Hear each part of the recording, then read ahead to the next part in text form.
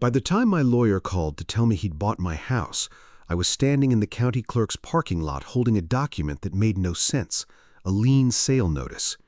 $3,200 in alleged unpaid HOA dues.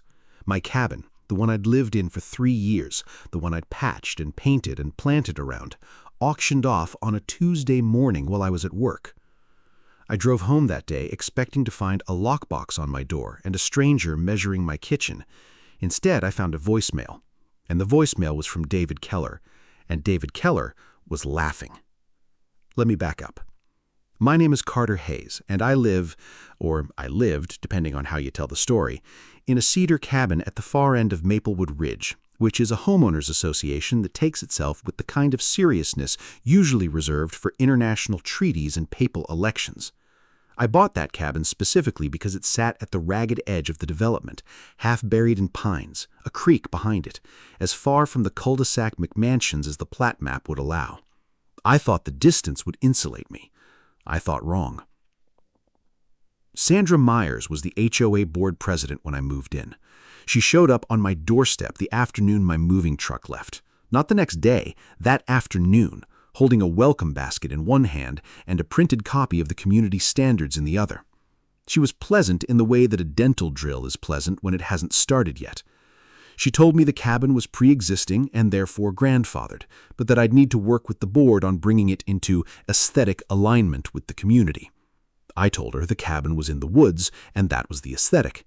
She smiled and said we'd see about that. I didn't understand yet that she meant it literally. The first 6 months were notices, typed, formal, slipped under the door, or certified mailed with that particular flavor of bureaucratic hostility that's technically polite but leaves you feeling like you've been threatened in a foreign language. My porch light was the wrong color temperature. My firewood stack required an approved enclosure. One memorable Tuesday, I received written notification that a visible tree branch was extending beyond the HOA-approved canopy silhouette. A branch, off a tree, that had been there for 40 years before Sandra Meyers ever set foot in this zip code. I followed the rules I agreed with and pushed back in writing on the ones that had no basis in the actual covenant. I had read the covenant, all 62 pages. I had a highlighted copy with sticky tabs. Sandra did not enjoy being cited back to herself. I learned this quickly. Every time I responded to a notice with the actual paragraph number from the actual document explaining why she was wrong, the next notice arrived faster and angrier, even if it was still technically polite. We had a dynamic. It was not a good dynamic.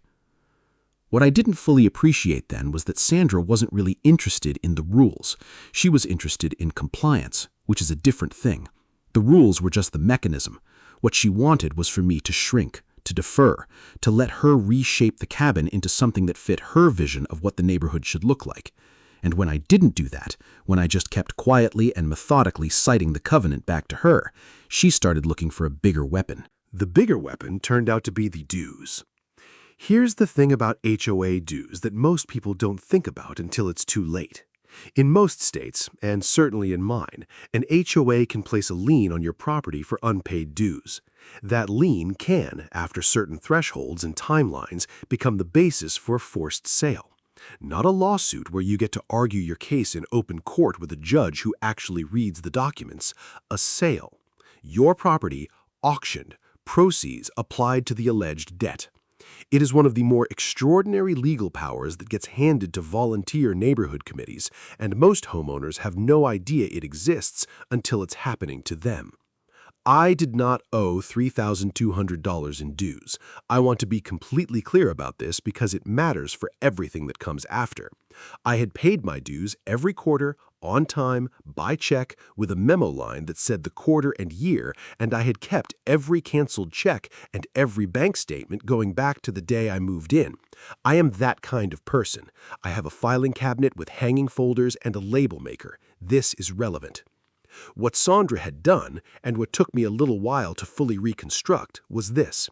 Over the course of about 18 months, she had been logging my dues payments in the HOA records as partial payments, or late payments with penalties attached, or in 2 cases, not logging them at all.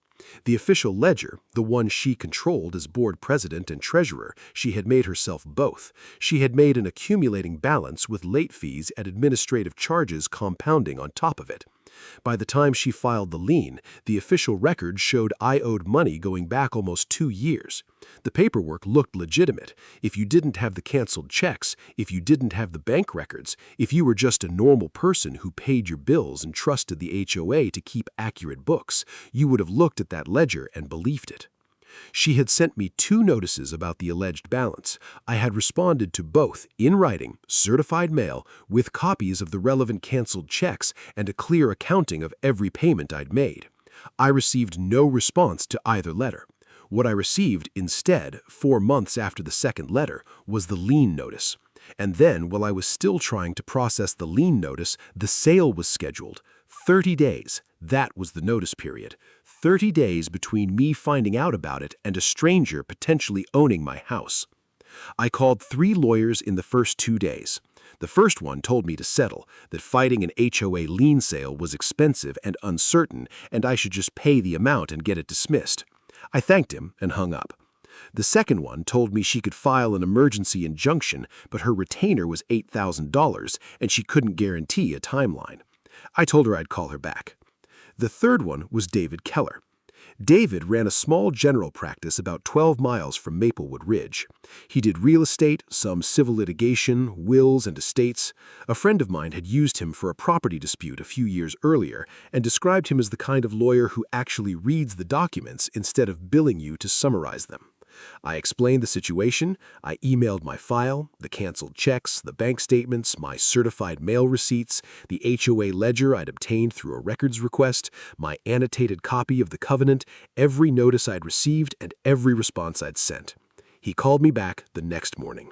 He said the accounting fraud was obvious. He said my documentation was, and I remember this specifically, the cleanest paper trail he'd seen on a case like this in 15 years. He said we could absolutely fight the lien and win. And then he paused, and I could hear something in his voice that wasn't quite amusement, but was somewhere in that neighborhood. He said there was also another option. He said he'd been looking at the sale listing. He said the opening bid was set at the lien amount, the $3,200, and that under the state statute governing HOA lien sales, the auction was a public auction, which meant anyone could bid. I asked him what he was suggesting. He said he was suggesting that we let the sale happen. I told him that was insane. He said to keep listening. He explained it this way. If we went to court immediately, filed the injunction, got the sales stopped, which we almost certainly could do given my documentation, we'd win, the lien would be voided, I'd keep my house, and Sandra would face at most a board-level reprimand and possibly a civil claim for the fraudulent accounting. Possible damages, long timeline, expensive, uncertain on the damages piece. And Sandra would still be board president throughout. She would still control the records. She could make my life difficult in 100 smaller ways for as long as she was in that position. Or we could let the auction happen and he could bid as my agent with my money at the publicly advertised auction.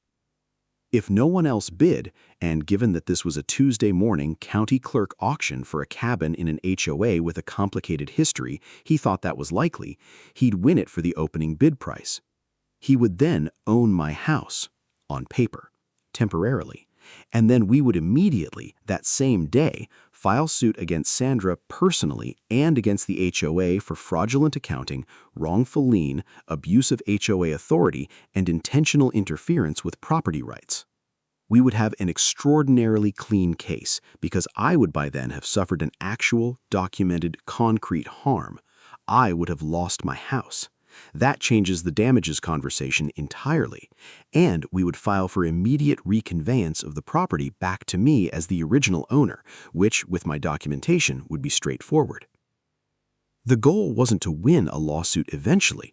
The goal was to make the fraudulent lien so obviously, provably, expensively fraudulent that Sandra and the HOA board would have to address it publicly, immediately, and with real consequences, rather than paperwork. I asked him how confident he was. He said on a scale of 1 to 10, with the documentation I had, he was a 9. He said the only risk was if some third party showed up at the auction and outbid him before he could get there, in which case it would become more complicated. He said he'd be there at 8:45 for a 9 o'clock opening. I told him to do it. I did not sleep the night before the auction. I want to be honest about that. I lay in my cabin, the cabin I might technically not own, by noon the next day, listening to the creak and looking at the ceiling and going over every piece of paper in my file in my head. I had paid those dues. I had the checks. I had the statements. I had sent those letters. I had the certified mail receipts with the signatures. The documentation was clean. David was right about that. But there is a specific kind of dread that comes from having done everything right and still watching a machine grind toward you. And that night, I felt all of it. David called me at 9:22. He said it had gone exactly as he expected. 3 people had been in the room at the county clerk's office: a clerk, a county representative, and David. No one else bid. He won the cabin for $3,214. He said, and I'm going to quote him directly here because I've thought about it many times since. He said, "Carter, I am now the proud owner of a cedar cabin in Maplewood Ridge. It needs a new porch light, apparently." We filed that same afternoon. The lawsuit named Sandra Meyers personally and named the Maplewood Ridge HOA as a co-defendant. The claims were fraud, breach of fiduciary duty, wrongful lien, abuse of process, and intentional infliction of emotional distress. The exhibit list was 47 pages long. Every canceled check, every bank statement, the HOA ledger showing the manipulated entries, my certified mail receipts, Sandra's own signatures on the lien filing documents, dated months after she had received my written dispute letters and chosen not to respond to them. David also filed a motion for immediate reconveyance of the property to me as original owner, supported by the full exhibit file. The HOA board, not Sandra, the other board members, retained their own attorney within 48 hours. That attorney, to his credit, read the file. He called David the following week. The conversation, as David related to me, lasted about 20 minutes. The attorney said that upon review of the documentation, it was the board's position that the lien had been improperly processed. He used the phrase, improperly processed. David said he appreciated the characterization and that his client's position was that it had been fraudulently fabricated, but that he was open to discussing resolution. The resolution took 6 weeks to negotiate. Sandra resigned from the board and from the treasurer position before the ink was dry on the first settlement draft. The HOA paid David's legal fees, which were not small. The HOA paid damages. I'm not going to give you the exact number, but I will say it covered more than the legal fees with room to spare. David transferred the deed back to me. The HOA covenant was amended by board vote to require that any dues dispute raised in writing by a homeowner must receive a written response within 30 days, and that no lien could be filed against a property with an active written dispute on record without board approval by majority vote with minutes recorded. Sandra did not attend the board meeting where those amendments passed. She had already moved out of Maplewood Ridge by then. Her house went on the market about a month after her resignation and sold quickly. I watched the moving truck from my porch with a cup of coffee the same way I do most mornings, which is to say quietly and without much comment, because some moments don't need commentary. There are 2 things I think about when I think about how this whole situation resolved. The first is the documentation. I am not a dramatic person, and I am not someone who thinks in terms of battles and victories, but I do think about the fact that every time Sandra sent me a notice, I responded in writing. Every time I mailed something, I certified it. Every time I paid a bill, I kept the record. Not because I was planning for war, because that is how I have always handled things. And when the moment came where it mattered, the paper trail was there. It was all there. 3 years of ordinary, careful habit turned out to be the only weapon I needed.